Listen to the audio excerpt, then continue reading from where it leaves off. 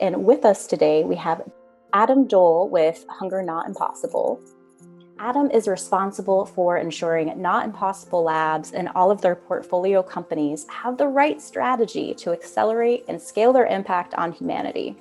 Hunger Not Impossible is a software platform that connects people with convenient, nutritious, prepaid meals from nearby restaurants in a dignified way, all through simple text messaging. Thanks so much for having me, and it's great to be here.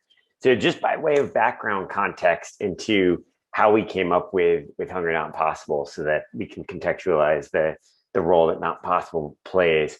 At Not Possible Labs, we identify what we consider to be humanitarian absurdities, and then we dogpile on those absurdities by bringing people from all sorts of backgrounds and disciplines together to create prototypes that we can ultimately incubate and move through an R&D pipeline to ultimately spin them out as their own companies. And Hunger Not Possible has been the work that we've been doing most recently. And we're actually in the process of spinning that out now. We're going to be renaming it Bento. And so you'll probably hear me refer to it as Bento throughout the next couple of minutes here. And that's why.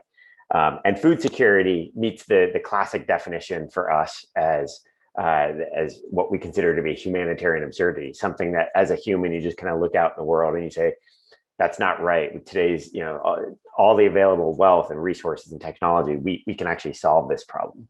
One of the things that we do at the onset of any new initiative that we're digging into, and excuse the formatting on the slide here, but we get out of the building and talk to people who are at risk of that absurdity. And so when we started talking to people who were experiencing food insecurity, we learned a lot. And those things ultimately not only kind of broke our heart, but enabled us to define exactly what we needed to do to solve this in a way that we could do very rapidly so that we could avoid people having to make these painful, heartbreaking choices on a daily basis that are definitely putting their quality of life at risk, if not worse.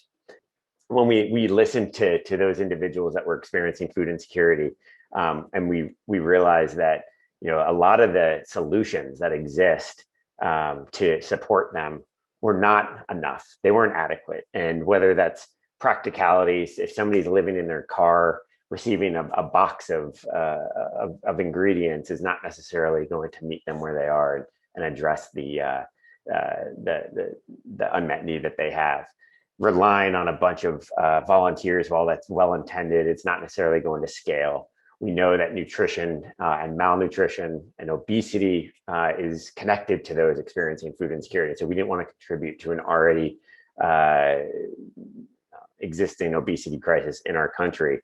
And then the last unmet need that we knew that our solution had to address is the fact that not everybody sees themselves as the person that can actually go and wait in line at a soup kitchen or stand in line for 4 hours to receive a box of food, and providing that level of dignity is a core design principle of our solution. So we turned all of these challenges with existing solutions into design principles for our solution.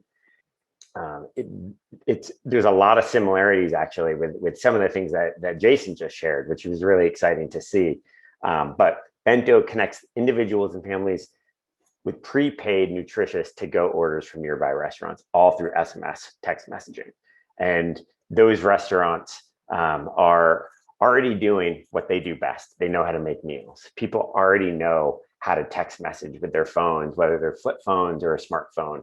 So we're not asking anybody to have to download a mobile app or sign into a website, do anything that they don't already know how to do, or try and reduce as many barriers to entry as possible with this solution. And when this gets deployed by community organizations to the community members that they want to feed, and a participant is enrolled in the program through text message. Once they're enrolled, they just type in hungry when they're wanting to order based on their address. If they've already placed an order on the platform, it saves that address.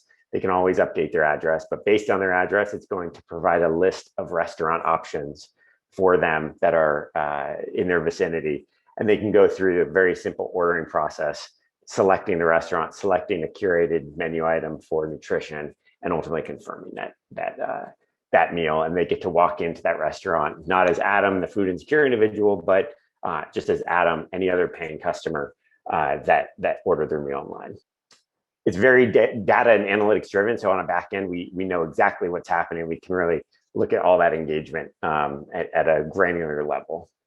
We don't need to spend a whole lot of time here on the workflow, but it gets deployed by community organizations as a B2B2C service.